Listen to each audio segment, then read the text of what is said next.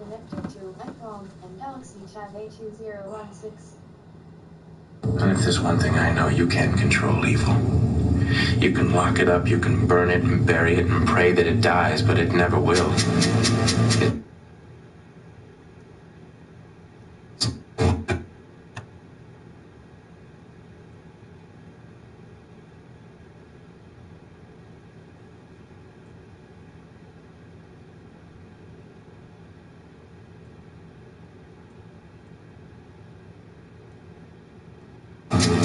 It's closer than you think.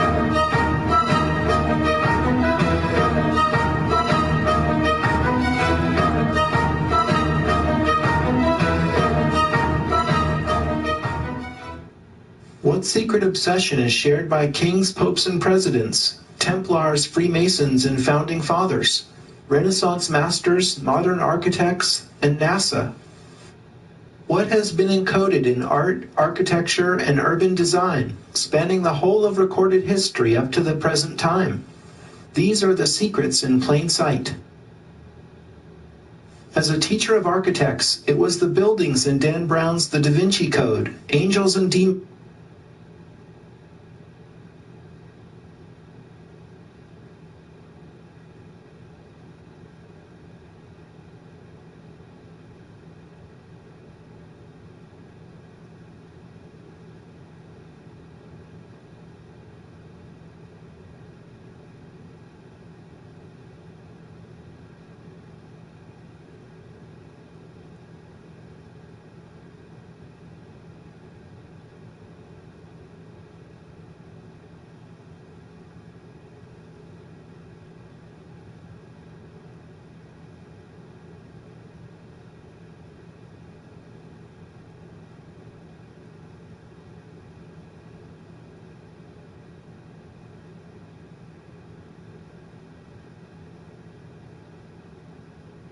Angels and Demons and the lost symbol that started me on a journey of exploration.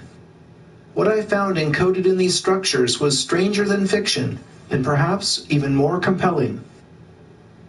Friends kept handing me interesting nonfiction, and after a while I felt that each was a clue in some overarching and interconnected mystery. I felt I was seeing no more than the tip of an iceberg. As I investigated further, I unwittingly began an initiation into the ancient mysteries. As I progressively uncovered a body of knowledge, cleverly hidden in plain sight, in the design of important buildings, famous works of art, in long-distance alignments between sacred sites, and in the streets and public spaces of many of the world's great cities. What I have uncovered is a story about monumental works specifically designed to embody a symbolic program of ancient wisdom. This wisdom relates to core truths about the design or architecture of the universe, best expressed by musical principles, sacred geometry, and number theory. What I am calling the architecture of the universe is closely related to the Hermetic philosophies of Pythagoras and Plato. All is number. All is mind, indeed all is consciousness. These ideas originated before the pharaohs, and the specifics of this ancient science have been passed down through the centuries by secret groups dedicated to either preserving heretical ideas in dangerous times, or to exploiting the knowledge itself for the acquisition of temporal power. You might be surprised to learn how people living at what historians call the dawn of civilization possessed the ability to accurately measure the size of the Earth and to survey long distances with a precision rivaling GPS satellites. You'll discover how the oldest surviving temples elegantly encode an understanding of Earth, Moon, and Sun that is in some ways more advanced than modern science. We'll travel virtually to Giza, Stonehenge, Jerusalem, Rome, Paris, London, Edinburgh, New York, Washington, D.C., Winnipeg, and San Francisco searching for answers.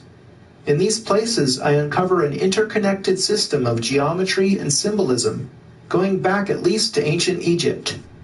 We'll find Pythagorean triangles, Vesica Pisces, rhombi, pyramids, octograms, enneagrams, and zodiacs encoded in much of the world's great architecture and urban design, exposing a secret obsession with ancient symbolism spanning the centuries on up to the present day. Many researchers, past and present, have uncovered important clues in this mystery. I've synthesized the work of many other authors and been fortunate to make my own connections via books, the internet, and the democratizing power of free tools such as Wikipedia, Google Earth, and SketchUp. What I'm about to share with you is an ongoing effort, and I invite your participation. I believe the time is ripe to reveal what has been hidden for so many centuries and bring this body of knowledge to public attention for the benefit of all. After reading The Lost Symbol, I was intrigued with Washington, D.C. It's a city overflowing with esoteric my son just sent me this link for this video. From space as we He's can in 13. Earth. Let me point out a few landmarks. But this is what my 13-year-old son rather listen to.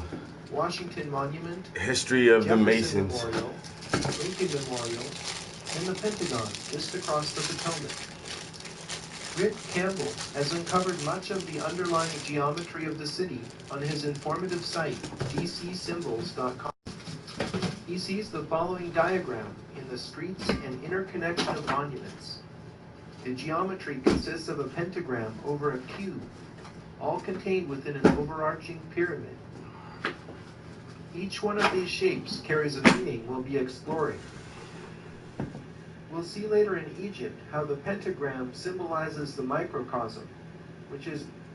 I'll start right there. Just if you talk about the layout of the city of DC and you don't say Benjamin Banneker's name, then you're fucking up, because you're not gonna get the whole fucking story. That's why I try to...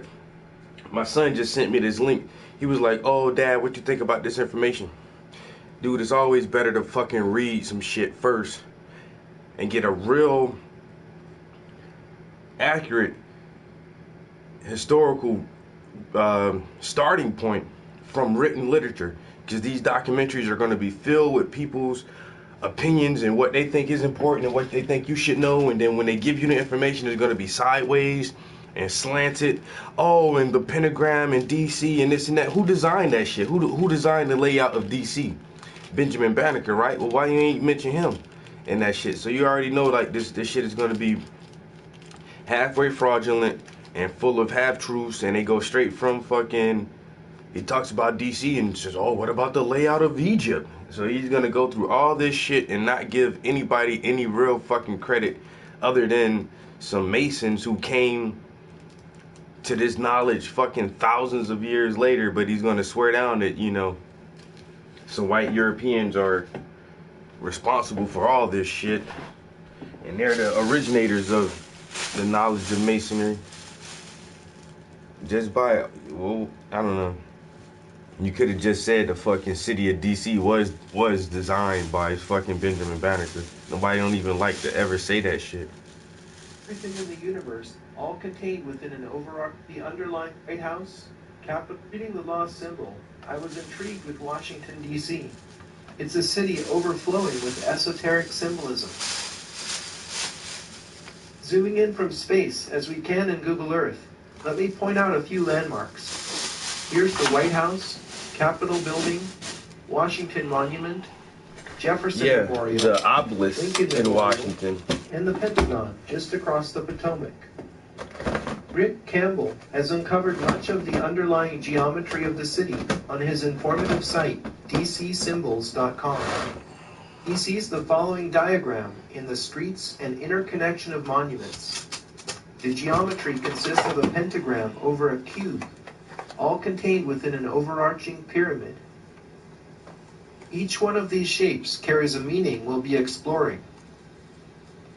We'll see later in Egypt how the pentagram symbolizes the microcosm, which is everything in the universe, human scale or smaller.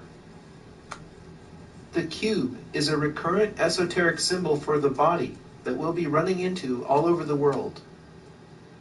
I found a pair of 3, 4, 5 triangles between the cube and the pyramid. Turning off the cube layer, you see the rectangle surrounding the White House is also made up of a pair of interlocking triangles, this time with 5, 12, 13 proportions. 3, 4, 5 and 5, 12, 13 are the first two Pythagorean triplets. As you'll begin to appreciate, Pythagorean knowledge figures prominently in decoding this mystery. And who came up with that Where shit have before we seen Pythagoras? an unfinished pyramid before? Oh my On the back of the dollar bill, God. of course. If we illuminate the DC pyramid with the same all-seeing... This dude is on some real fucking basic, superficial shit. That's good for a 13-year-old, though. You know what I'm saying? To let him know that some shit is fucked up. But still, I gotta get him some better reading material. It's weird. These kids hate to fucking read nowadays. Literally hate to read. They'll watch some videos all fucking day. I try to tell motherfuckers, man, you watch these documentaries and shit, they're still produced by a certain person who has a certain agenda for their information they want to get out, and they're trying to reach a certain group of people. You think this dude is making that documentary for a bunch of niggas in the hood, trying to educate a bunch of young black kids in the fucking inner city? No, he's speaking to other people who are like him, who he feels like, oh, you're just as intelligent as I am, and you're come from the same background as I do, and look what I found, and I want to share this information with you, not with some, other demographic of people. So they're always going to present information in a certain way, even though it may seem like bad or esoteric information. They're going to still put it out in a way where it seems like a part of the control grid that was always set up and managed by a certain group of people, and that's not right all the time.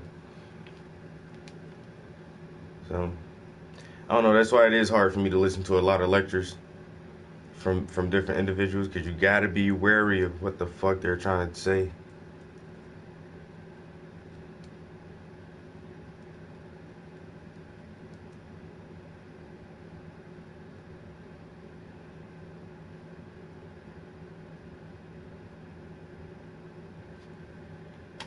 Oh, Benjamin Banneker was ex-slave.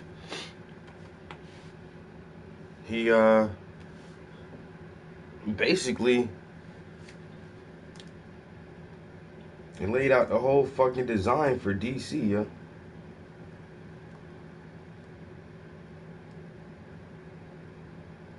Some people call DC Banneker City, yeah.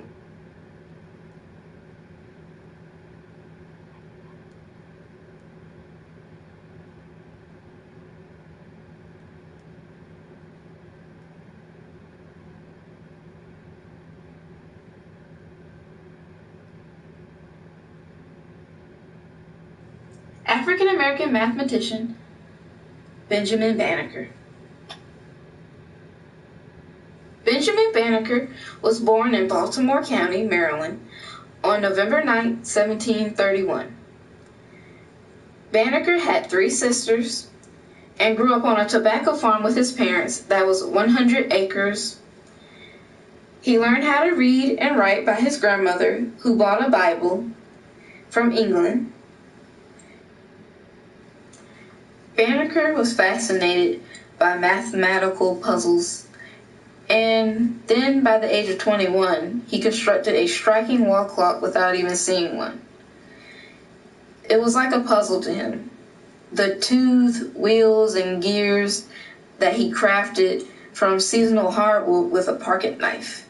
For a bell, he utilized each part of a glass bottle and metal container.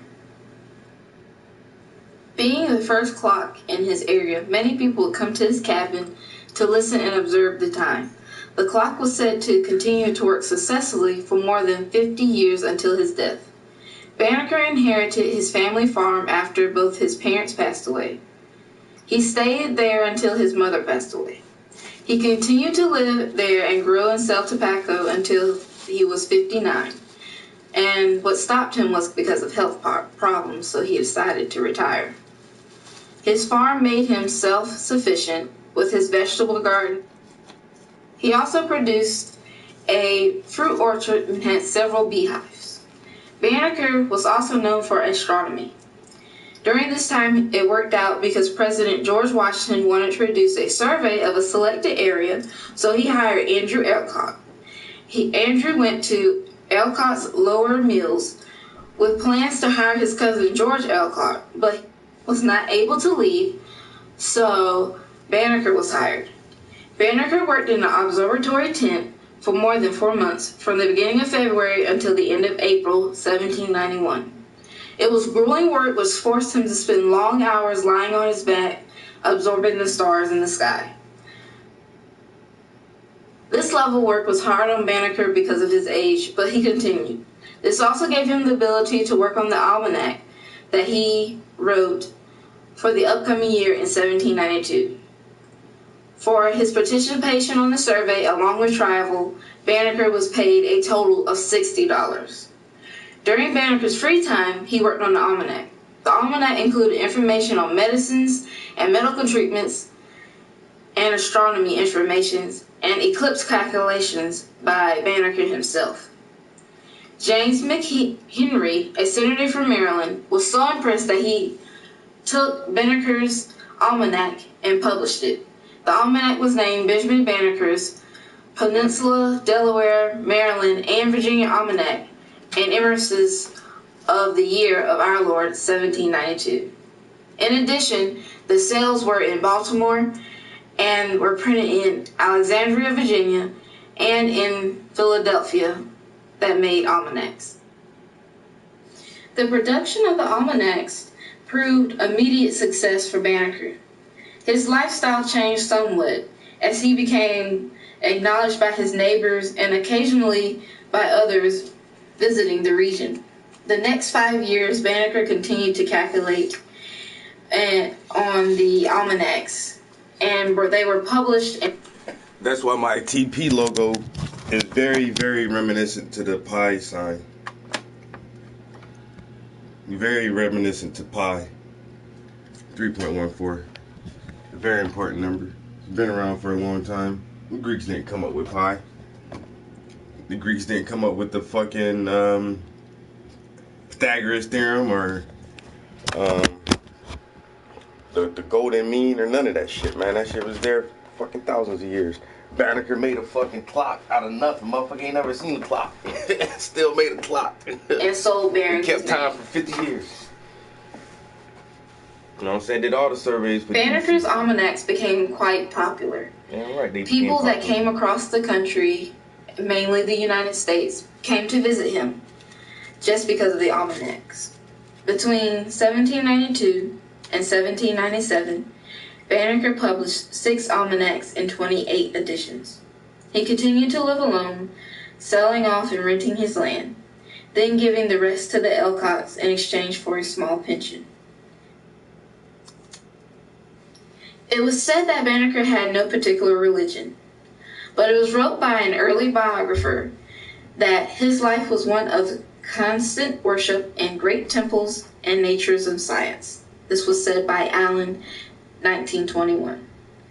As a place of worship, Banneker visited each of them, but gave preservation to the meetings of the Social of Friends, where he presented a most dignified aspect as his leaned on quiet contemplation on a long staff, which he always carried after passing his 70th year, and worship leaned on top of this staff.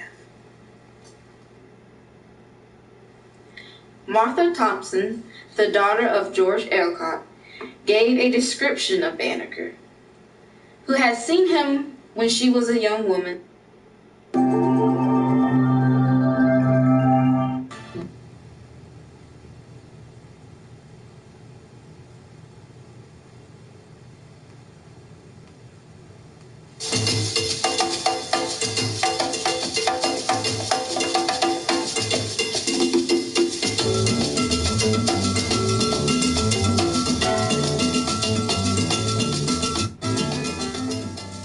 Hello, I'm Glenn Turman.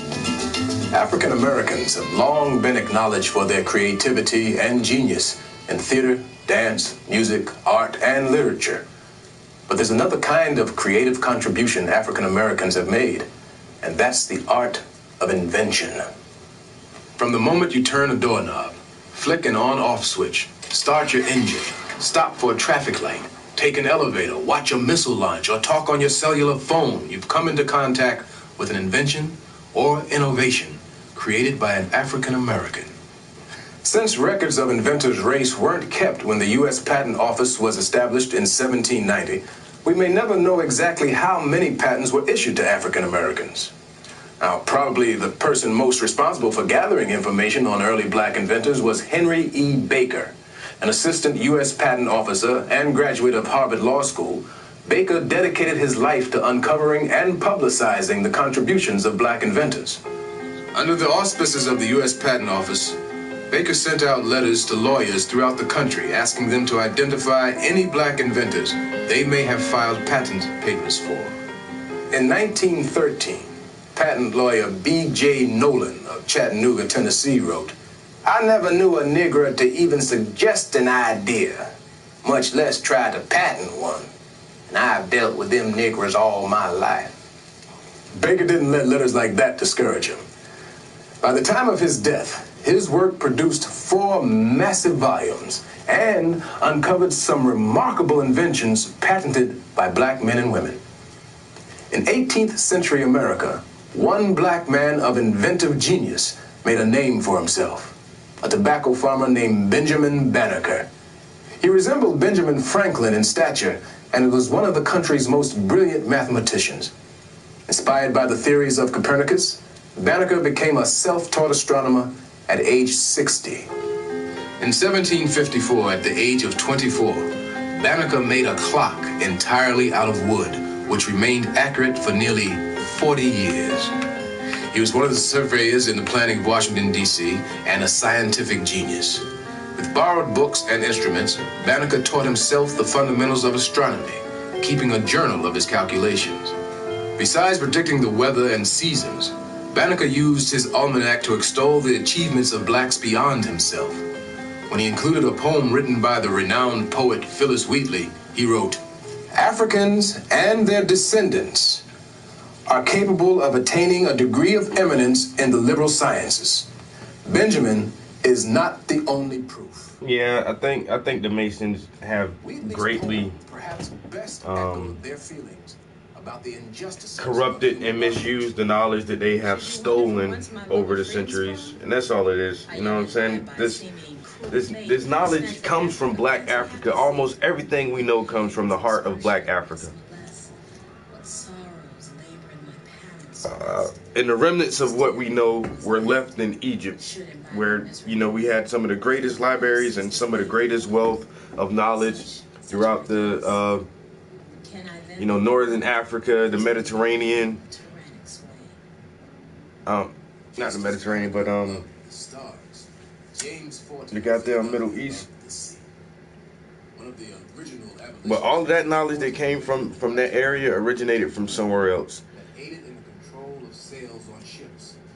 And soon, like I say, soon as the fucking Greeks and everybody else came into fucking northern Egypt and started corrupting all of this ancient, that's the only thing I say, like, okay, Egypt is where most people got a lot of their knowledge. But where did the Egyptians get it from? And how many fucking thousands of years of cumulative knowledge did it take to even build the Egyptian society? And where did that knowledge come from? You know, our understanding of the world and life and spirituality and mathematics and astrology and language, that shit is way, way, way, way, way older than most people can even imagine. And so just saying that, oh, Egypt was this great pearl, this great shining beacon of civilization and culture and knowledge, yeah, that shit came from somewhere. That information and knowledge came from somewhere. And then when the Persians and the Greeks and the Hyksos and everybody came into fucking Northern Africa and seen all of this grandeur of knowledge that has been accumulated for fucking thousands and thousands of years, of course everybody wants to participate, everybody wants to understand, everybody wants to know, and that's no problem. But then it's like the lighter races just dominated, decimated, and took total control of all this knowledge, burnt all the shit that they didn't feel was useful to them, and they've hoarded this knowledge for fucking centuries now, saying, oh, it's the mystery schools, and they separated it into all these little occult sects and different groups and shit, and saying that, oh, we learned everything from Herodotus and Pythagoras, and like, no, you didn't. you didn't learn all of that from those guys, you know. It's just not true. And then, you know, for thousands and thousands of years, they've just kept hoarding this knowledge, all this esoteric and energy and spiritual knowledge to themselves, when it never originated from them. It wasn't their original concepts and ideas. And so, of course, it's going to be corrupted and misused and hoarded away for all the wrong reasons. Settled in Lynn, Massachusetts, the center of the shoemaking industry. his invention revolutionized the shoe manufacturing industry and created thousands of jobs. Prior to Metzelger's invention, connecting the leather uppers to the soles of the shoes was done by hand, a process called lasting. He wanted to make shoes affordable for everyone, and after working secretly at night for 10 years, Metzelger created a lasting machine that could turn out a complete shoe. His drawings, however, were so complex that Yeah. the U.S. Patent Office couldn't believe the machine worked. So an official was sent to inspect it. And on March 20th, 1883, Like you can Jan Metzeler. that's why I like the fucking Assassin's Creed series. I might even buy that new game, but they date shit really well. The Assassin's Creed series, they do try to be historically accurate. And if you look at how they got that game set up, it's in Egypt, and the people are brown skinned. They're middle brown skinned people. They're not really light brown skinned. They're middle brown skinned people, but they still have straight hair. They still have really straight hair, and they dated at the time of Ptolemy, and the Greeks were already in Egypt then. And so that's why they had to date it at that period, because if you go any further back, if they go 300 years back before the time period that they have set in that game now, they would have to show that Egyptians were dark, black-skinned Africans, period. And over a course of a few centuries, when the lighter races started to move in and integrate and interbreed with the dark Africans, then you get brown skinned people with straight hair in the fucking later dynasties in the 17th and 18th dynastic period of Egypt. And that's when the shit starts to change, and that's the period that everybody looks at and says, see, Egypt wasn't never black. It was always like this. No, it wasn't. In the movie Alexander the Great, they show all his conquests and all these different things that he did throughout that movie, but they never show him invading Egypt. In that movie, Alexander the Great, the conquest of Egypt was one of his most renowned victories. But why didn't they depict that in that movie? Because they would have to show those light-skinned people coming into a dark-skinned Egypt and dominating a dark-skinned Egypt. And that's why you won't ever see that shit in a lot of movies, the fucking earlier dynastic periods of Egypt, because it was African and not like a mixed race of people.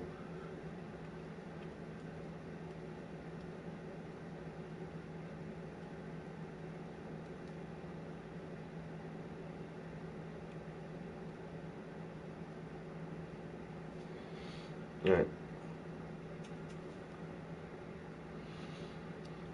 I mean, our history is weird, and the people who have constructed racism based on skin color is fucking, I don't know, is almost totally unbelievable that this system has persisted. It has actually worked and persisted for so long, and that certain people have coveted and controlled knowledge that is useful to everyone, when they're not the originators of this knowledge.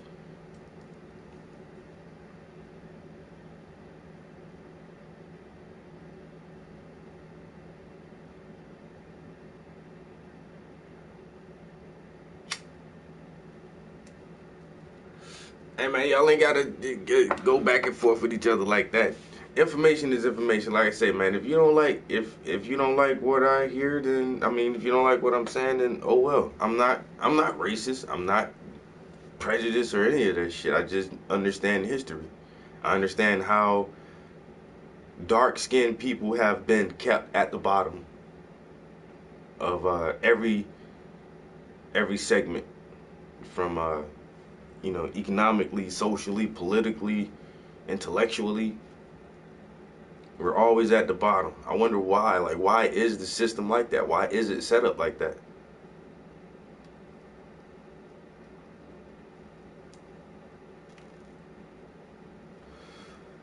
You know what I'm saying? I just try to figure this shit out. Because we all know it's a fucking problem. Everybody knows what I'm saying is true.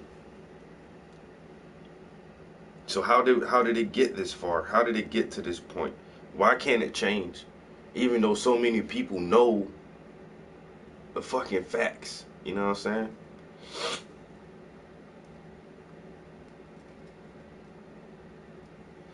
To the point where I got my 13-year-old son sending me documentaries.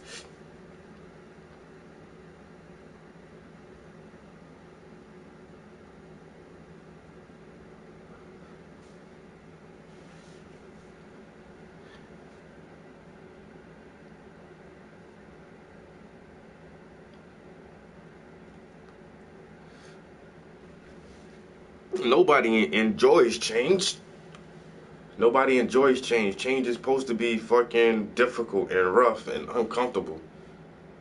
It's not supposed to, enjoy it. That's why a fucking snake gotta shed its skin. That's why fucking lobsters and crabs gotta grow out of their fucking shells, and it's uncomfortable. But you gotta grow. You gotta fucking change.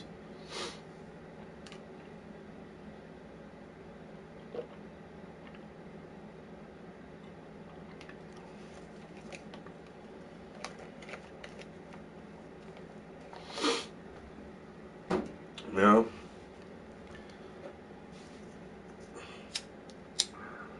But in our society nowadays, you have to understand that society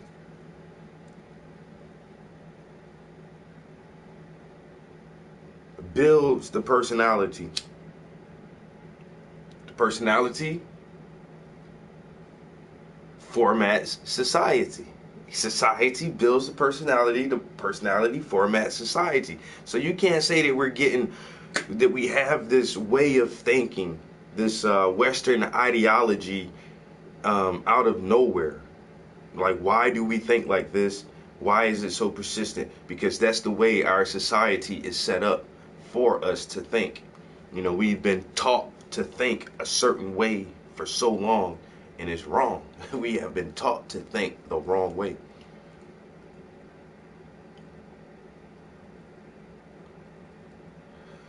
Of course, that's the truth. Nowadays, everyone is oppressed. Okay? Yeah, economically, because the elite have set up this banking cartel. And they get it from everybody, right? So everyone's oppressed. Everybody's oppressed, right? But some people still hold more wealth than other people. Even though all of us are oppressed, all of us are going through the same shit, some of us still got it a little bit better than others.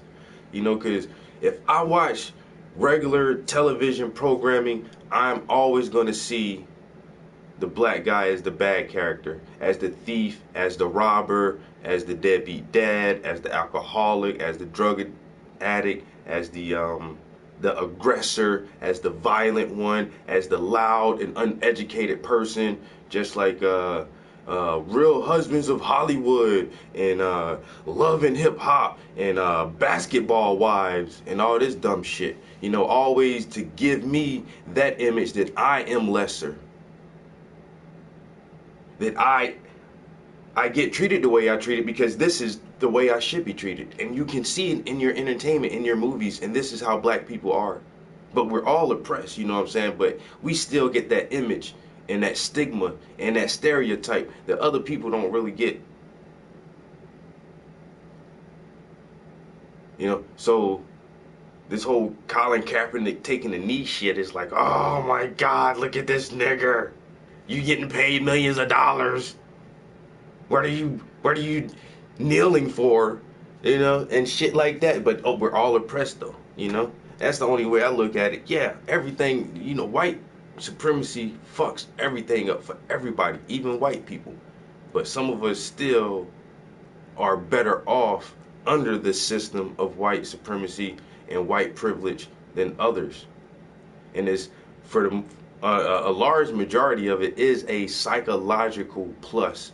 Just knowing that I look like Jesus. You get that? Because Jesus is a white man with blonde hair and, I look like the Savior. I look like the people who run the Fortune 500 companies. And that is a psychological plus, believe it or not. So there are many ways that is very, very fucked up for everybody, but there are many psychological advantages and physical advantages that others have that some of us don't.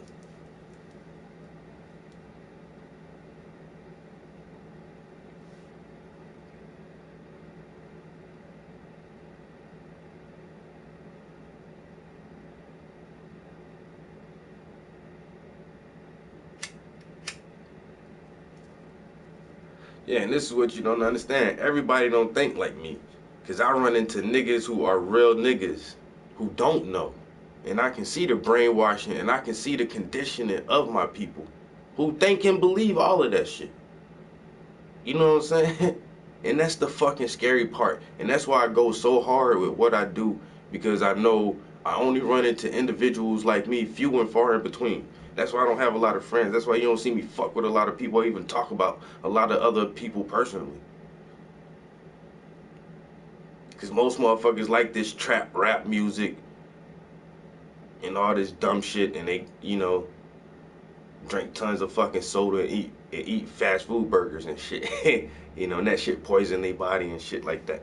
Poison their brain. Because they don't fucking know. And it's a fucking shame that they don't know how brainwashed they are.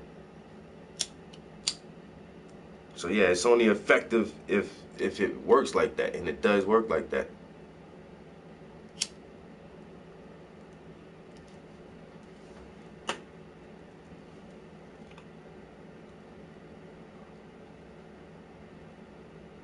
Y'all on the Wildlands now?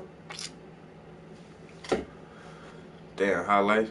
Yo, I ain't even fucking paint yet, really. Like, my girl was downstairs, so I was like, I'm gonna come up here and smoke and paint for a minute while she downstairs. So I went and smoked down there, and I didn't even start painting. I just smoked and started talking. I don't know, man. I might come down and get on that fucking Wildlands. I'm trying to get that prestige level 2 real quick.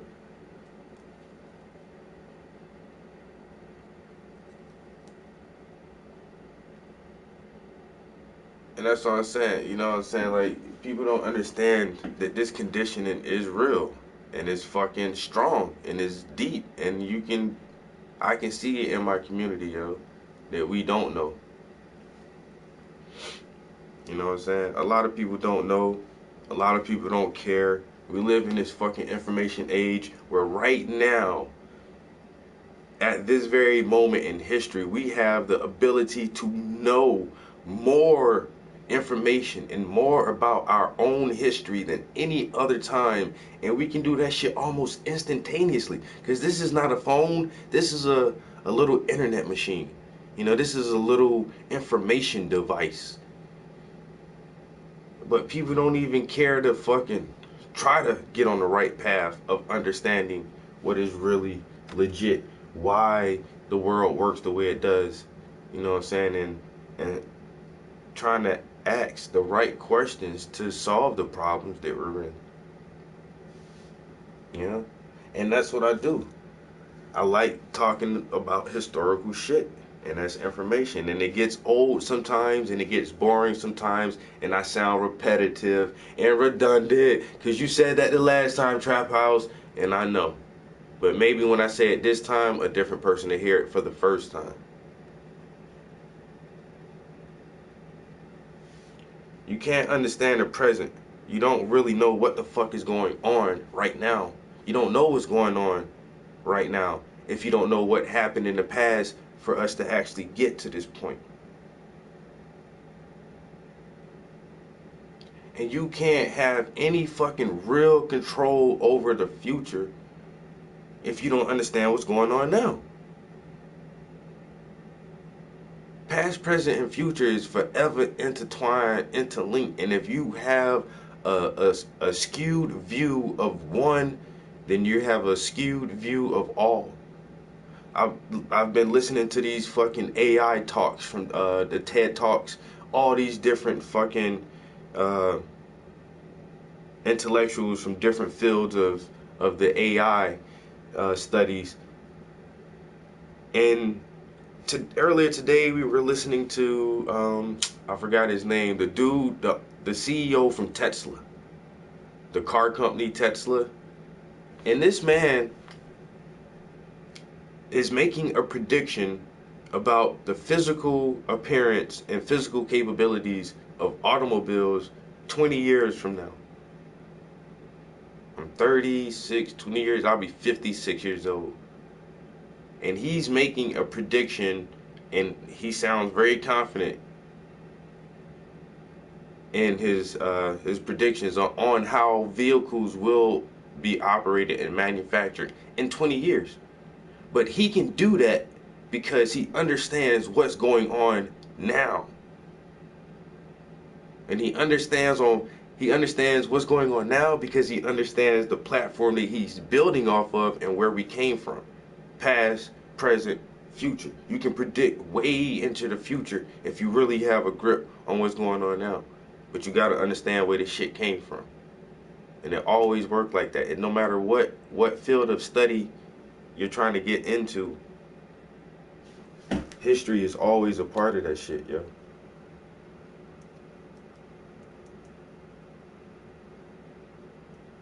This motherfucker saying 20 years they won't be no fucking steering wheels in cars. Everything will be autonomous. So once again, where does that put people, individuals? You know what I'm saying? So if cars are autonomous, where are the cab drivers going to be at? All the taxi drivers, all the delivery drivers. You know what I'm saying? All those type of workers. The low-paying jobs for the fucking the little man. So when those jobs disappear, what's going to happen to that segment of the population with their income? Now we got to try to divert this shit for other means of fucking labor. And all these other social issues are always going to be here. And then once again, as long as fucking black people are on the bottom of the fucking scale, we're always going to be the ones hit first with every little problem like this. But motherfuckers don't think into the future. That's why you don't see a lot of black science fiction writers. Because motherfuckers aren't taught or trained to think abstractly, to think into the future.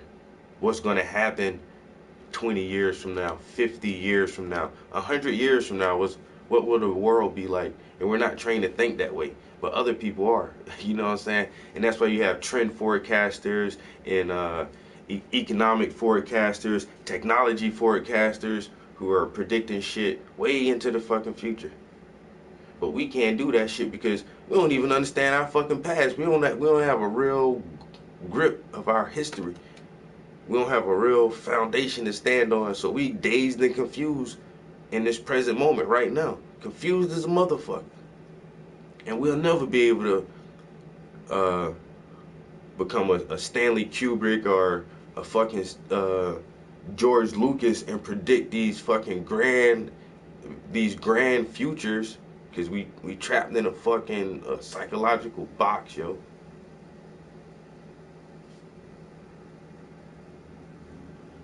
Whiny wine.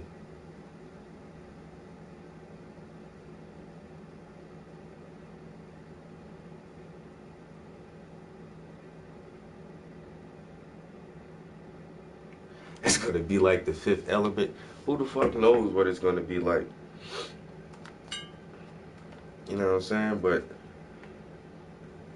we need to be a part of this shit. My people need to be a part of this shit. Don't need to get fucking left behind on every fucking level forever. You know what I'm saying?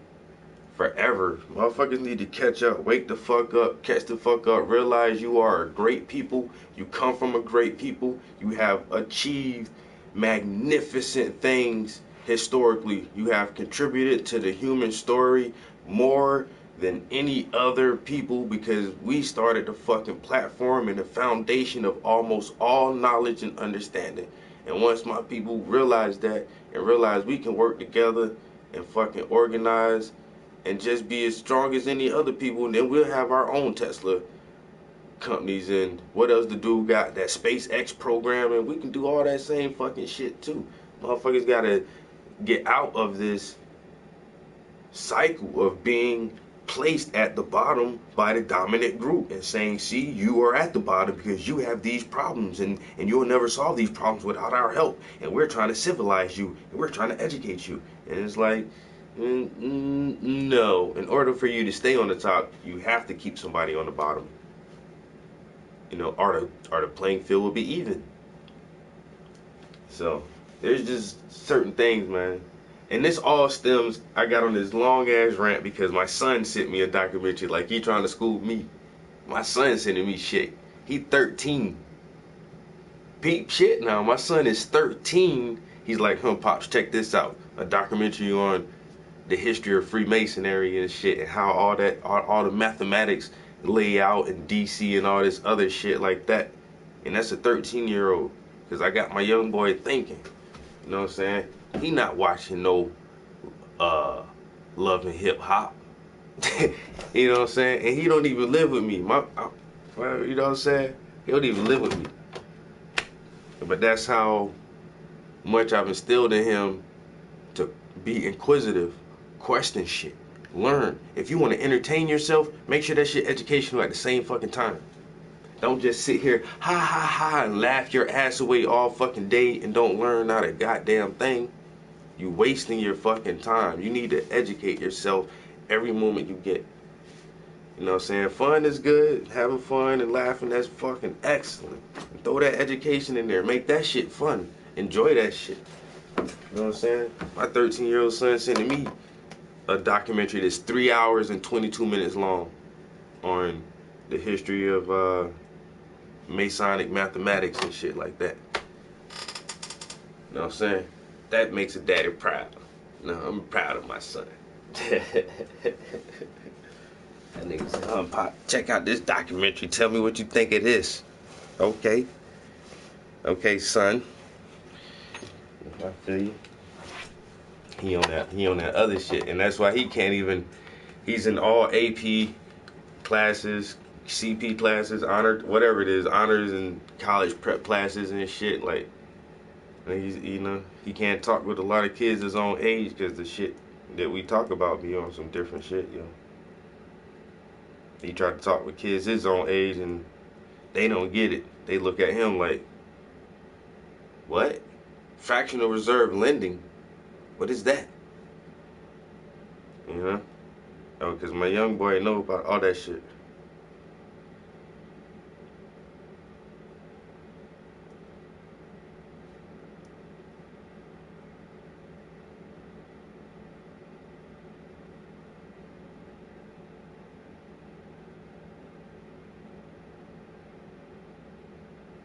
Exactly, Hot Wheels. Everyone has done great things. But blacks are always left out of all of history.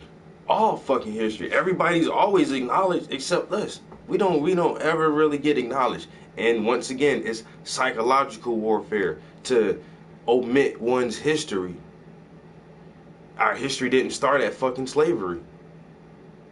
That's what I've been taught my whole fucking life. The shit that I know now, I'm learning this shit in the last 6 fucking years. I'm 36 years old, bro. Don't you know how frustrating it is to just really start learning your own history when you're 30? Because when I was 13, I was learning George Washington, Abraham Lincoln, and fucking Stonewall Jackson.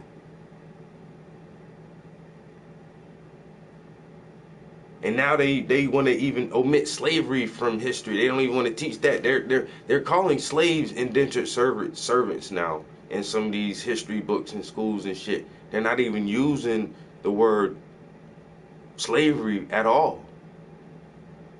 Because Africans came over here and searched for a better life and shit like that. Like, what the fuck? They're taking the genocide of the Indians out of history, and they're omitting shit, and that gives a psychological barrier to people. You know what I'm saying? That shit is fucked up. I don't knock no race neither. I just big mines up. That's all. Shit. Goddamn, I don't understand what people don't understand. You know, like my man Fred Hampton say, white power for white people, brown power for brown people, yellow power for yellow people, and black power for black people. Ain't nothing wrong with that shit. Everybody need to have power. In that way, and when all of us are empowered individually, then we can come together, unify as a powerful people. But you can't have this group having power and organization amongst themselves, and this group having power and organization amongst themselves, and then this group is disunified, you know, unempowered, confused, and then all three groups try to get along. It's not going to work. It's not going to work. So until every group can be unified and empowered amongst themselves, then the grander scheme won't ever come together, because everybody don't have their shit together. And some people don't have their shit together because they're kept that way. They're not allowed to get their shit together, so they can't play the game fair and equally with everybody else. So that's the part that I try to focus on. That's the part that I work on, is getting my motherfucking people to just organize, unify, just like everybody else do. And then we can get respected, and then we can function better on a bigger scale. That is people power. You not hearing what I'm saying? That is people power. Because Asians got Chinatown, and you got fucking Little Italy and all these other places. And in America, if you buy any product, you're damn near any product, you're supporting a white business. Period. So yeah, people power. Everybody has their own group, and we need to organize amongst ourselves, and then everybody have power, equal people power. You know, same thing. Yeah, you gotta hear what I'm saying, man. I'm not trying to exclude nobody from no kind of power. We all people, and we all need power. But some people already got power. Some people got 300 plus more years of power than others do. 300 plus more years of power and wealth that have been built up and accumulated and has been put to good use for that group of people. And some other people were kept unempowered and uneducated for over 300 years. And now all you're trying to do is catch the fuck up. Because slavery didn't happen 300 years ago. It wasn't 250 years ago. It wasn't 200 years ago. It wasn't 175 years ago. And so in the last 150 years, where we had about 50 years of fucking segregation, well, shit, I'd say slavery really ended in 1965 with the Voters' Right Act. If you want to get real technical with it, because you guys, everything is always getting better. But we couldn't vote until 1965. Come on. But you want us to be on an equal playing level and just say, oh, people power and everything is great. Now, like, we still got a whole lot of shit to clean up. A whole lot of shit to get together. At the same time, we're constantly still being pushed down, and we're getting fucking Mike Brown every fucking day. We're getting Freddie Gray every fucking day. We're getting Philando Castile every fucking day.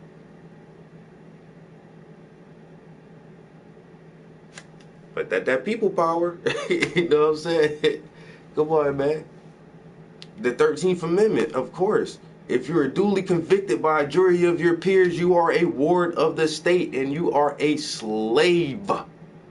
And you wonder why so many black and brown people go to jail.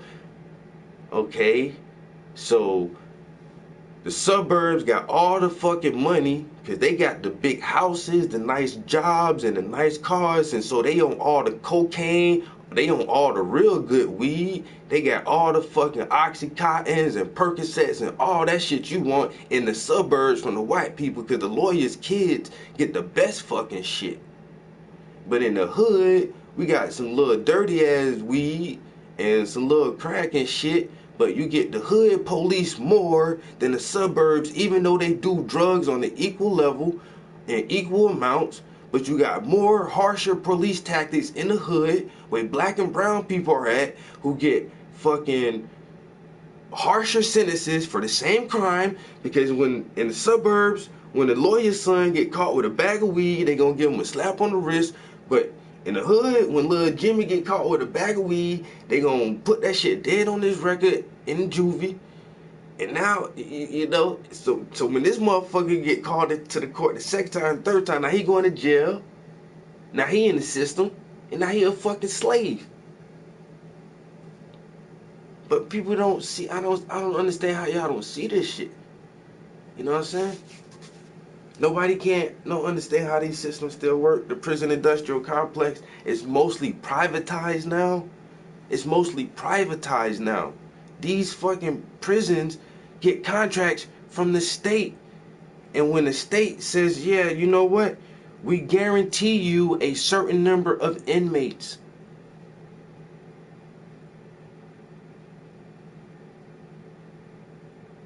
How can you guarantee a certain number of people to be locked up?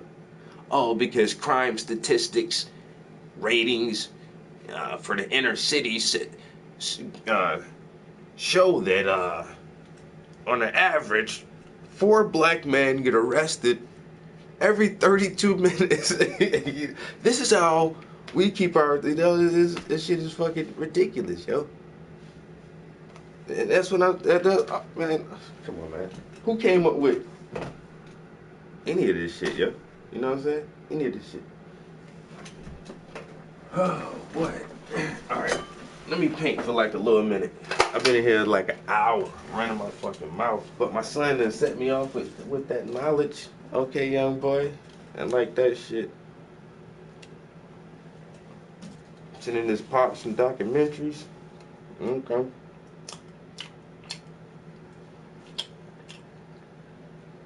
You know what I'm saying? People power. Power to the people. All people. Everybody need a power. But for some people to have power, they got to take that shit from other people, because some people just trying to keep all the power to themselves. You know? And the people with the most power, they not just gonna willingly give it up. No, oh, y'all want to have as much control as we have? Here, we'll let you control all the lands of Africa like you used to, and we'll just put all our corporations and all our businesses and all our European governments out of Africa and let you have your land back. But you want to talk about power? That's empowerment. That's empowerment. I don't understand what people think empowerment is. Oh, well, you guys can vote and you don't have to stand for the national anthem if you don't want to, and nobody will say anything about it, and police will stop shooting you dead in the streets. Well, who still controls the government, regulations, the prison system, the military system, the banking system, agriculture, you know, all these major corporations? That's where all the power lays. Because if you feed a motherfucker, you control their ass. If they got to get water from you, you control them motherfuckers. That's control. Who controls the water in your city? Who got them shut-off valves? You know, motherfuckers don't ever think about that shit. Major cities like Detroit, like, look at what's going on in Flint, Michigan. Ooh, too many niggas up there. Ain't had clean water in 3 years. Who control the water in your city? Power. That's power. People don't understand what real power is. Monsanto's saying, you buy our seeds and grow our seeds. And if you take our seeds and grow it without us knowing, we'll sue you. Because we control this plant. We made a plant and is we have a patent on life. We have a patent on life. That's fucking power. How you got a patent on fucking life? You altered life. Oh, this is Roundup Ready soybeans and corn. You changing fucking nature and putting patents on that shit. Motherfuckers don't understand what real power is. You understand what kind of power it takes to make people accept that shit? To accept that shit?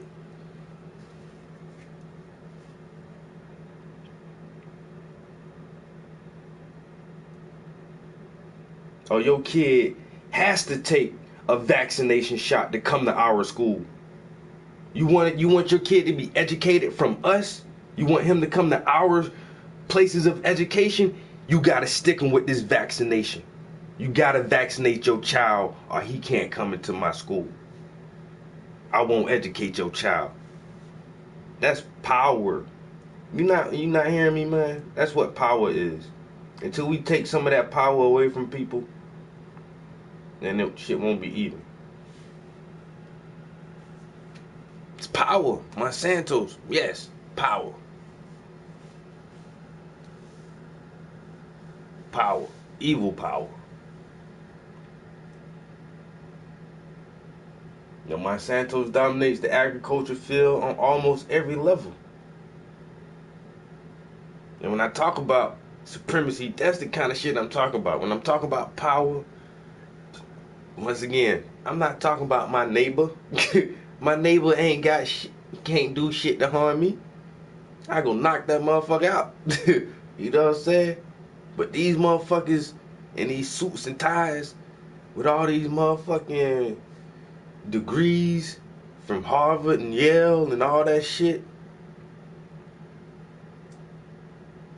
them the motherfuckers.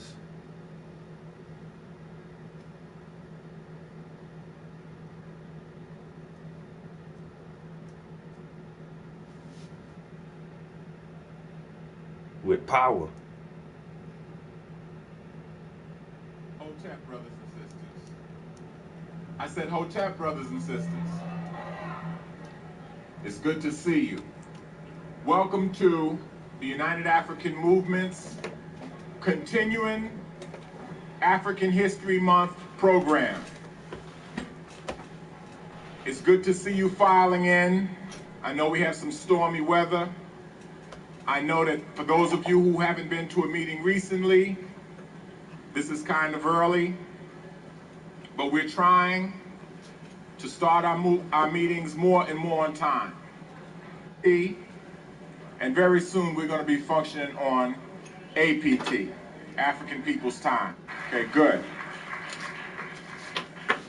Last week, our talk thing is to change the very nature of our this bug from the so-called green monkey had been worked. The kind of critical thinking had been worked on by science for the information that Francis Welsing later brought to us, showing us how this bug from the so-called green monkey had been worked on by scientists for decades before the epidemic spread around the world. And I just use that as an example to show you the kind of critical thinking that Amos does in all kinds of fields. You can get a good talk from Amos about medicine, about psychology, about history, and there's always going to be a new and intelligent twist to it, and it'll always be whatever your mind can stand. Brother Amos, are you ready over there? You said you came here ready, right? Okay, this is a very good brother, Brother Amos Wilson. We first met him, I would say about 9 or 10 years ago when he came and spoke at the Black Family Collective series over at the County Cullen Library, which eventually moved and became the Harlem Hospital series. This is a brother who, if he just concentrated on selling his book and giving speeches, could be a wealthy man. but he has more in mind for us and more in mind for himself and our people than that. This brother doesn't just talk black business and buy black. He's actually been for years struggling with a venture called the Harlem Copy Center on 125th Street there. He's had his ups and downs, but he's hanging in there with it. He does lecture. It's a treat when he lectures because the brother does not want to spend his time doing this. Doesn't want to spend his time doing this. And we're very appreciative at United African Movement that he took time from his busy schedule and from the very heavy and significant things that he's doing to come and pay us a visit and to come and share some information with us. I hope you'll give him a big round of applause by way of introduction, and I won't delay things any further. I'll just say, Brother Dr. Amos Wilson.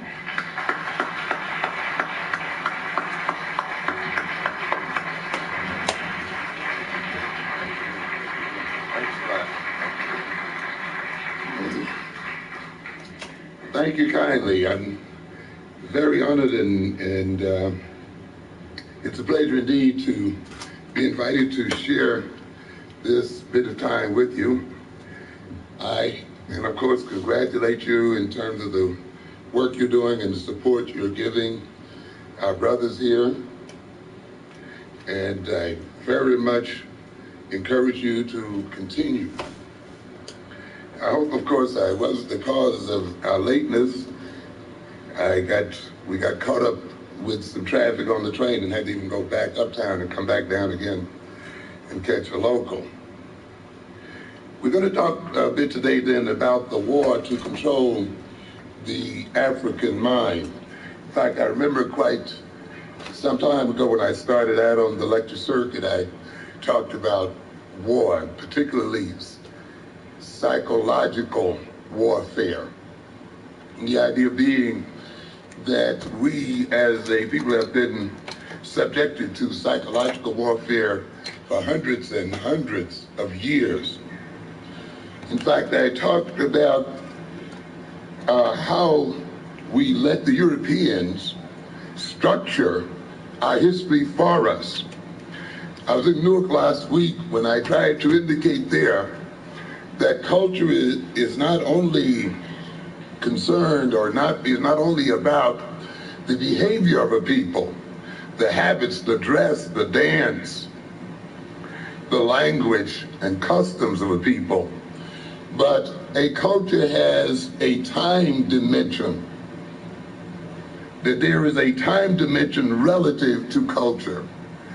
At that point, I tried to show how our children, to a degree, are miseducated as a result of the fact that the time dimension, the very time schedules for classes are keyed. History is not only a way of a sequence and events. It's not only a series of dates and events. History involves the demarcation of time, the division of time. That our sense of history is actually a geometrical, mathematical concept. That history is a system of coordinates wherein we locate ourselves in time and space. We determine past, future, and present in terms of our sense of history. And therefore, when our history is rewritten, or when history is distorted, our sense of time and place is distorted as well. And when we let then Europeans write history and divide history up in terms of their time system, they're also then distorting our identity and distorting our sense of location and place, distorting our sense of the past as well as our destiny. So we get a history that's divided up, let us say in terms of World War I, World War II, Korean War, the Vietnamese War, and so forth. And yet, as African people, when we look at war, we may date the history of war quite differently. We may recognize that we have been at war with the European continuously for the past 2,000 years. And therefore, we cannot accept their demarcation of wars, because that distorts our perception of ourselves and distorts our relationship with the rest of the world. Beside the military war, actually psychological war is probably the most important factor involved in the conquering and domination of a people. It is not enough just to physically conquer a people or militarily conquer a people. That requires vast expenditures of money, men, power, military force, police force, and other kinds of things. The ultimate captivity, of course, involves the waging of a psychological war against the people so that they can be controlled without military outlays. By changing their minds and shaping their minds, they will literally become self-controlling. They will literally then, through their own self-determination, fit into the needs and purposes of the captive armies, of the armies that are in control of them. The attempt then has been, and if we look at the history of neo-colonialism and the history of the European psychological warfare, has been one then where the Europeans have withdrawn their governing forces, where they've withdrawn their armies and so forth, but through education, through cultural imperialism, through the control of information and other things, have continued unabated a psychological war against the African mind. And ultimately then, it must be this war we have to fight and win. When we talk about then the war to control the African mind, we of course should sort of define our terms, and I'm not going to define mind in the fullest sense of the word, because of course there are many definitions and many perceptions of what mind is or what it may be. I'm going to look at it though from a perspective that sees it in a dynamic sense, that sees the mind as a sort of what we call a nodal point, as a point of conversion and diversion of what we may call field forces. In other words, the mind is at the point where internal forces from the personality and from the body and external forces from the environment impact upon one another. The mind then is a coherent system of operations that is more than a thing, because we cannot locate mind in a place. We cannot look into our brain and say, this is where the mind is located. When we look at the brain as it thinks, we note that the full brain usually is involved. And there is constant oscillation, shifting, and moving in the electrical chemical activity of the brain. There have been psychologists, for instance, who've tried to really locate something we might call mind or aspects of the mind, and of course have failed at the attempt.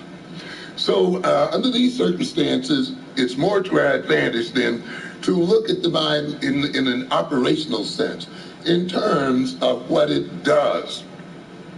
So in this sense, we can say it is a relatively coherent and active set of operations which is influenced and influences the field which surrounds it. That is, it is a set of operations that is influenced by the inputs from the environment, of which it is a part and a product in a way. And it also acts on the environment. So it's a situation, the mind then is a set of operations that seeks to coordinate and regulate those forces, those energies and vibrations that flow into it from the environment, from the body, and to regulate those forces and reactions that flow from the body and from itself onto the environment itself. The mind, though, is not only then pushed back and forth by the forces that come into it from the environment or that push it from the inside of the personality or from the body. It is also self-controlling and self-regulating. One of the things and one of the supreme characteristics of the human mind is that it is self-aware. We are aware of our own thinking. That is, we can think and at the same time be aware that we are thinking. The human mind is self-reflecting. That is, it not only performs an operation, solves problems, it not only regulates those forces inside of itself and inside of the body and seeks to regulate those forces coming into itself and into the body. It uses its own activities as a means of self-regulation, which means then that the mind can transcend itself. It can utilize the forces and the information coming from its own memory stores and from its own knowledge bases.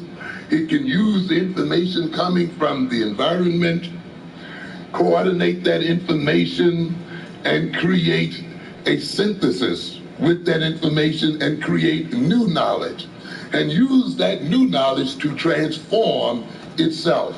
So in that instance, it is self-transforming.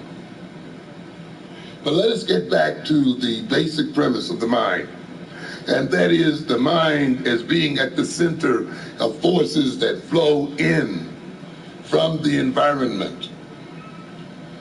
It is the receptacle of inputs from the environment. Current perceptions and evaluations and moods and the geophysical, socio-psychological circumstances influence its operation.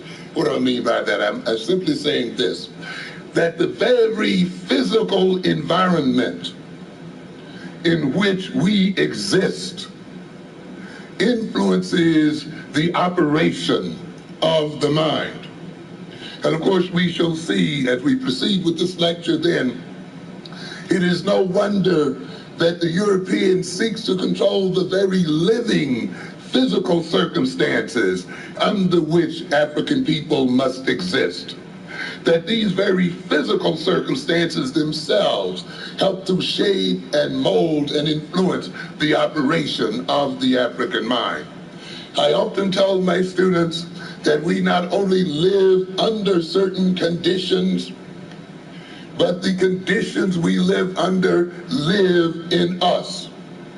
We not only then live under certain conditions, those conditions become a concrete part of our minds, and those conditions speak through our mind and through our behavior. That is one of the reasons often in listening to people talk, looking at them behave and dress and so forth, we can get a good idea from where they come and get a good idea of under what circumstances they have perhaps lived. We can get a good idea of their educational and social background. So then when we live in an environment, we not only exist there, the environment begins to live in us and literally uses our body as an instrument of its expression, and uses our mind as an instrument of its expression. Why do you think then that the Europeans' chief tool against the African mind and against African people is that of physical separation? Is that of redlining our neighborhoods and seeing to it that those neighborhoods are too often deteriorated and declining in nature. Those neighborhoods ultimately are reflected then in the mental operations of African people. Not only then is the mind biased and influenced and molded by the very physical environment in which we exist, but of course it is influenced by what I call the socio-psychological environment in which we exist. That simply means that our mind is shaped by the nature of the people we live among. This is what I mean. By the nature and character of the human interactions we have in daily life. I often tell people when you move to a neighborhood or you buy a house, you're not only buying a house, you're buying a neighborhood. You're buying a set of people. You're buying a set of relations. And of course, one of the reasons why people want to move when they are concerned with the rearing of their children is not only so that the children may exist in more pleasant physical surroundings, such as a house, or such as a neighborhood, but to also change the human associations of their children, recognizing that these associations, the relationships with neighbors and others, will also influence the character and mental development of their children and the personality of the children. So the mind is like a vast computer. It operates on its inputs. And a common statement in computer technology is garbage in, garbage out. And in a sense, then, the computer reflects its input. And as we shall see momentarily, it is through the nature of the inputs in the African mind that European seeks to control that mind, to create its character and its structure, to create the personality of the African individual. The mind is not only then controlled and biased and distorted and influenced and shaped to a degree by its circumstances and by its surrounding and environments, it is also, of course, influenced by what is referred to as its teleological perceptions. What do we mean by that? We simply mean the mind's view of its future, the mind's view of its destiny. We not only live in terms of our past experience and in terms of our current circumstances, we also live in terms of what we expect to happen in the future. I've often admonished our audiences that in rearing our children, we not only must rear them in terms of current circumstances or past circumstances, we must rear them in terms of the future. And it is very important that we have a view of the future and a long-term view of the future.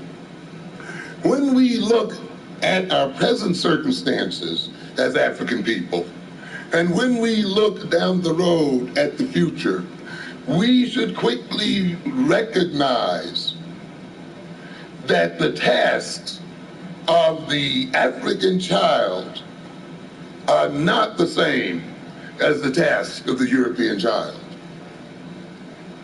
And this is a very important percept, and it is hooked into education and into so many other things. Because we often hear black parents say, I want my children to have the same education as the white children. And of course, I rail mightily against these archaic concepts, such as same education. We must get rid of that concept. Equal education is another concept that we should get rid of. They are destroying our minds and our ability to form a true education for our children. I've often indicated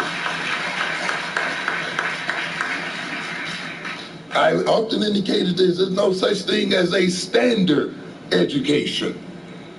To a very great extent, the kind of troubles we see our children in today are the result of the fact that we have accepted European words and definitions and seek to operate within the confines of those definitions. This, of course, is one of the major means by which war is made against the African mind.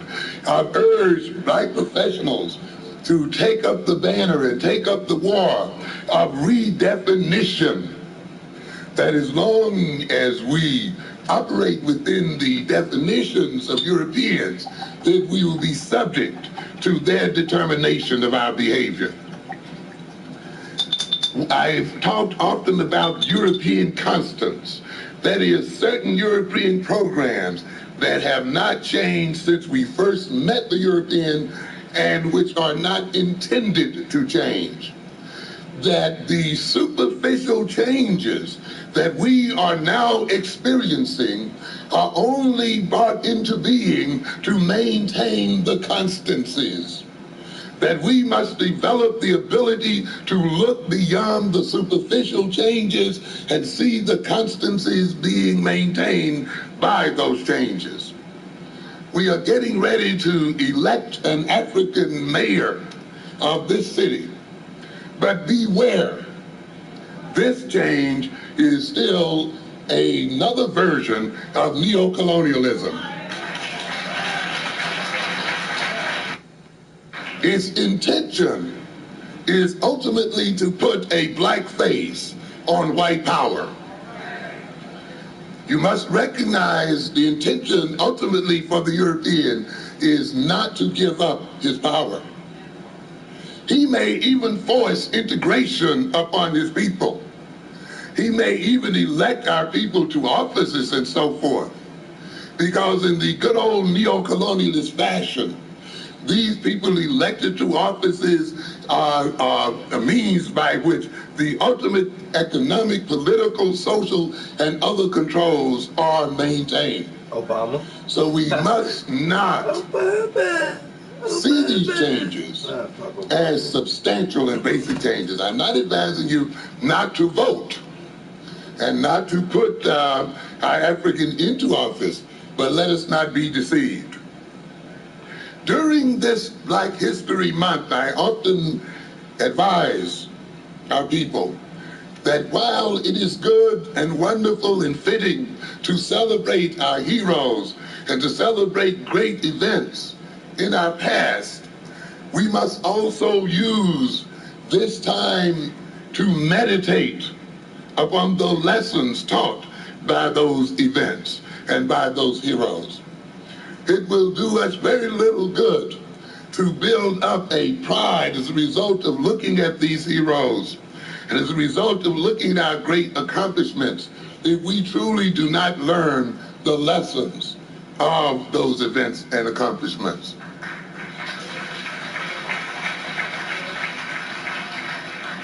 We must recognize that in a way, we are now undergoing a second Reconstruction period.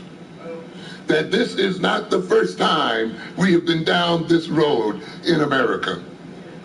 Those of you, of course, who read Lerone Bennett's Black Power USA are familiar with that fact. I've often noted how Bennett did not finish that book. Of course, he then talked about what? Black mayors, black lieutenant governors, black legislatures, black voting power, black corporate leaders, black men in the Senate, black men in the Congress.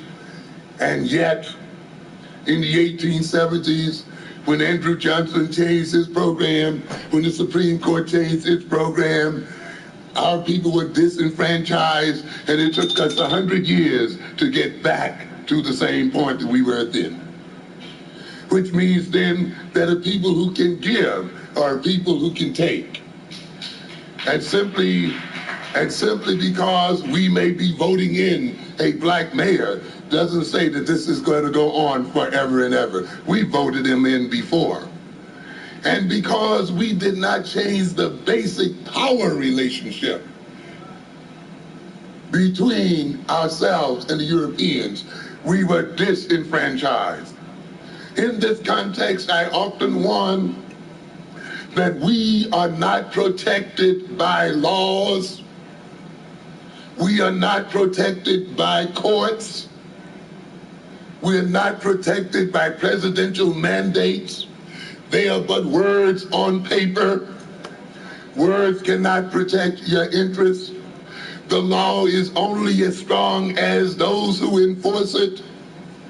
And the laws that now so-called protect us are written by our enemies and enforced by our enemies. And the day that they decide that they will not enforce them, the law will be null and void, and they will remain neutral on the books. So that the ultimate thing then is not laws, not civil rights laws and rules, not fair housing laws and rules. I've told you again and again that if one day the European has to choose between feeding his child and your child, I don't give a damn what law is on the books. He's going to feed his first. And you may cite laws and rules, but the reality will be the one with the most power is going to be the one that rules under those circumstances. So that the ultimate goal for African people then is not the placing of laws on books, nor even the election of mayors and governors, but ultimately the building of power so that we can prevent those who would wish to destroy us from doing so, regardless of the laws they may write, regardless of the laws they may enforce or not enforce. So when we look at the mind then as a teleological instrument, is determined by its teleological perceptions. Thank you very much. And again, I'm saying teleological is just one big word for future. It's hooked into our word telephone, which means distance, just distance. Actually, all we're talking about here. We look and we see the condition of African people today. On the bottom, as Garvey noted so many years ago, everywhere he went, the African man, the black man, is on the bottom of the economic, social, and political ladder. Those circumstances have not changed. In many instances, they are getting worse. We will find, if you go to Barnes and Nobles and some of the others, numbers of books asking, can the African survive? Our very survival into the next century is in question.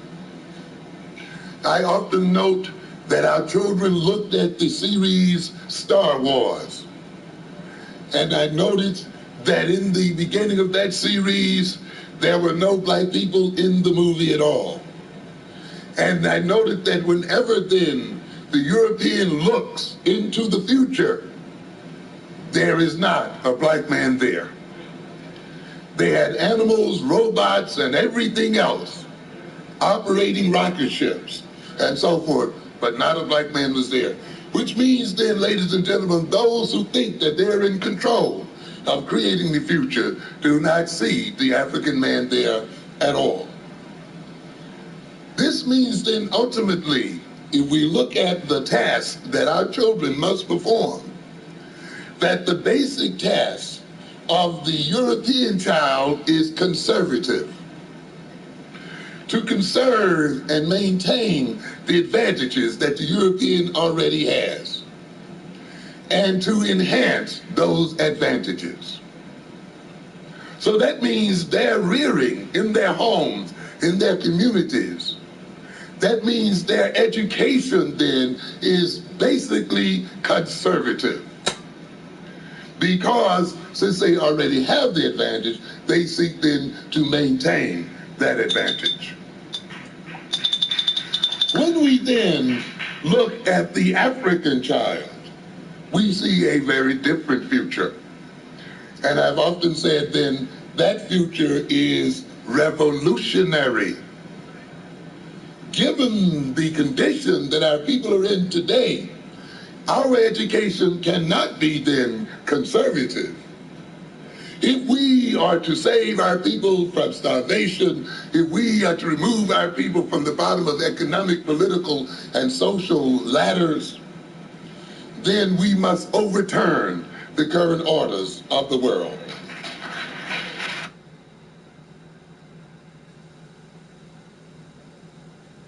That in and of itself makes it very clear that they cannot receive the same education as the white child. They cannot be reared the same way the white child is reared, because they have very, very different tasks to perform. It is when we recognize then the future task that our children must perform. And when we reflect on that task, we then use those future tasks and knowledge of those future tasks to reorganize our present circumstances, to reorganize the schools, to reorganize our relations one to the other, to reorganize our perception of ourselves, and yea, even to reorganize our history. Because history is alive and history is present.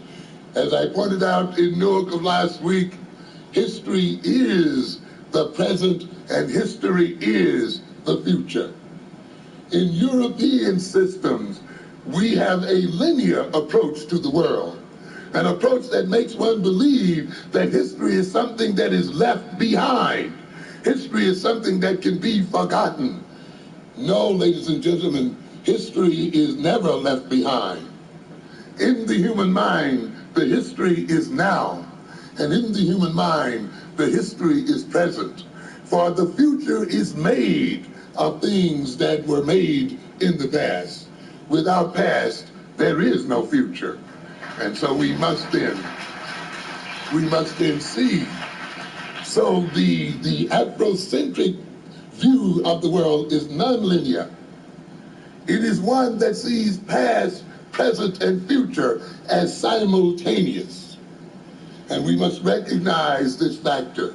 Our knowledge of our history and our perception of our history is intimately tied up with our knowledge of our future and our ability to determine that future.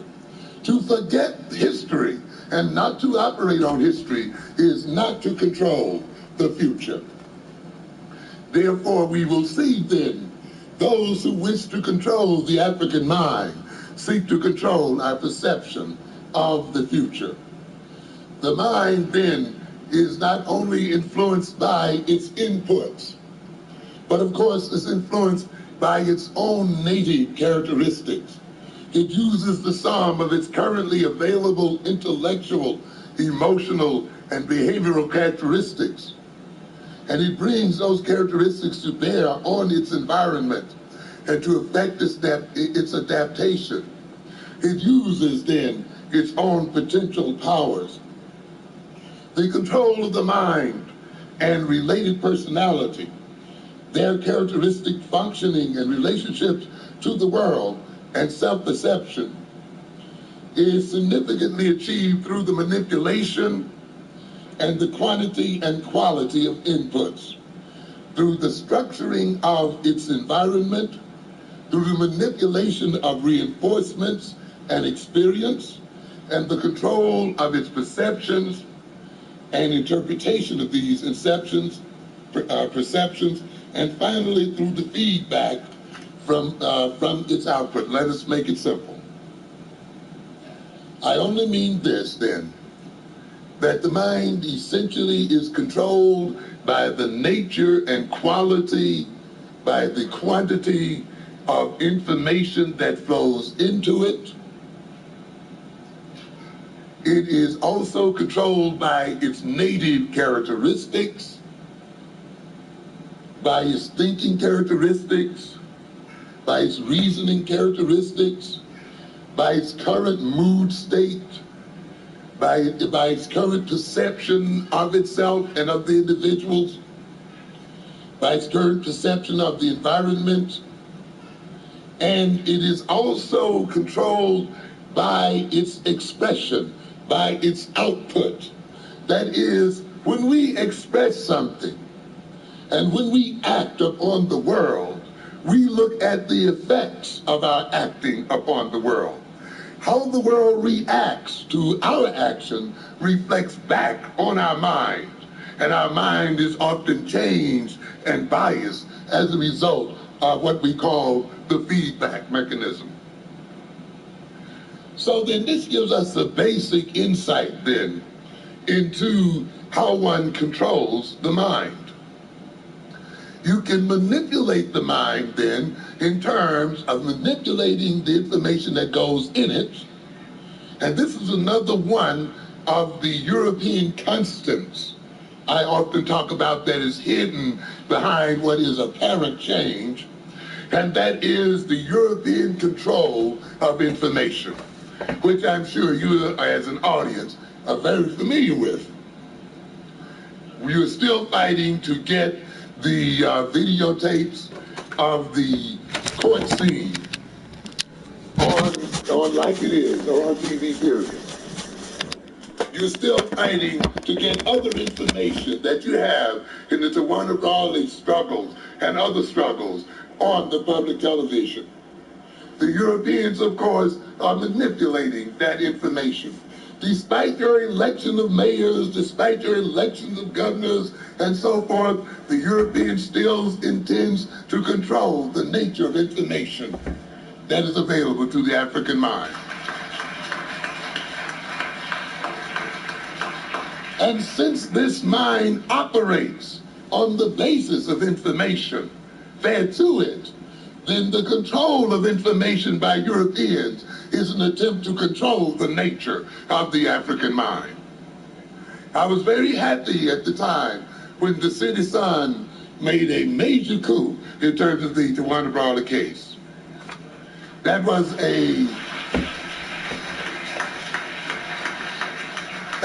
a monumental event, ladies and gentlemen. I hope that you recognize the great historical value of that situation.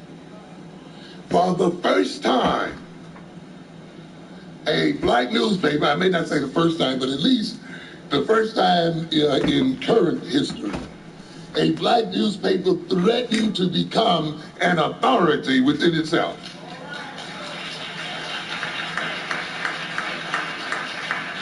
And African people began to look at a source of information created by themselves as the source of authority and not a European instrument.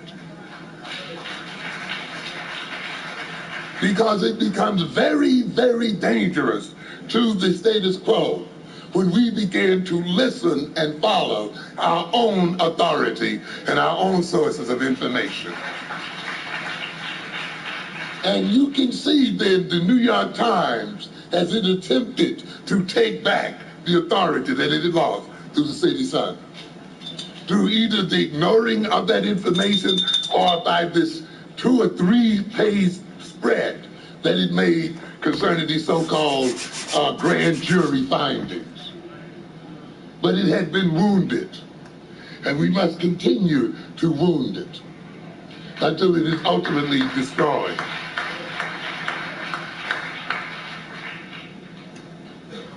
Information is controlled, and I ought to talk to college students about this. One of the constants that still remains with us and that is intended to remain is what I call the control of the domain of discourse. What does it mean? It only means the control of what it is that is important to talk about. The determination of what is worth talking about, what is worth learning. The European seeks then to control this domain of discourse. What is news? You know, the New York Times then sees itself as what? The paper record and this and that, which means in a way that it is not news until the New York Times says it's news. It is not news unless it occurs on the major network. Anything that doesn't occur on the major networks that does not make the Eurocentric papers then is not considered news. It is not considered worthy of learning. We see this in college catalogs. I said often many of our students go to college, they look in the catalog, they see the listing of courses, and they assume then that the courses listed there must be worth knowing. If they are not worth knowing and studying, then they wouldn't be in the catalog. Of course, the obverse reasoning is, if it's not in the catalog, then it must be what? Not worth knowing. Is it no coincidence then that the things that are most pertinent to our advancement and liberation as a people is left out of the college catalog, is left out of the news, which then suddenly creates in our minds that news that is important to us, news that is relative to us, is unimportant and not worth knowing. So the very design of the catalog, the very news stories that appear in the paper, the very news stories that are projected on the television set create a value system in and of themselves. And the very fact then that certain things are called news and other things are not, then biases information and ultimately biases the very nature of our minds. And ultimately, it biases the very characteristics and capacities and abilities of our minds to operate on that information and future information. The mind also then has some, I wouldn't say innate characteristics, but at least innate potentialities. Those potentialities such as reasoning, logical thinking, critical analysis, comparisons, contrasting, evaluative stuff, these kinds of things, calculating, weighing, measuring, looking at cause and effects, looking at relations, abstracting. Those characteristics are the very operation the mind uses to operate on the world itself, to operate on information, to transform information, to synthesize information, to store information, to compare information, to use information that is ultimately projected in behavior and ultimately projected on the environment. A mind then that cannot look at implications and develop implications, a mind then that cannot perform simple syllogistic reasoning, a mind that cannot perform comparisons, a mind that cannot contrast, a mind that cannot calculate, weigh, and measure, a mind that cannot determine causes and effects, a mind that cannot determine relationships, a mind that cannot perform organization, a mind that cannot perform planning, a mind that cannot evaluate its effect upon the world is a mind then that has no real influence upon the world, and is a mind that has lost control of itself, and is a mind that cannot protect the interests of the personality and the person in which it is a part. This type of mind, this type of structuring is the result, to a good extent, of the nature of the inputs of the mind. And is the nature then, as I said earlier, of the kind of conditions under which the mind operates and lives and exists. One of the reasons then our children have problems often in their thinking skills and reasoning skills. As a side here, I'll say for a moment that we as people can only be in the condition we are in as a result of being robbed of our common sense, as a result of being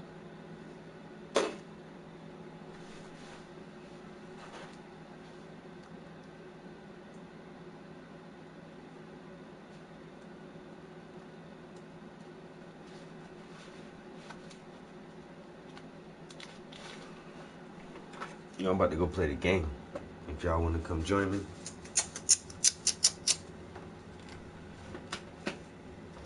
About to go get on some Ghost Recon.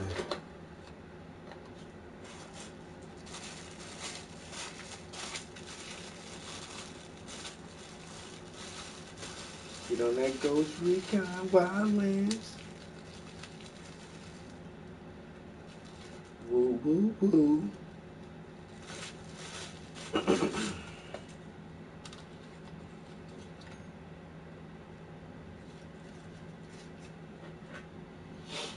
All right, I'll see y'all downstairs in like 5 minutes.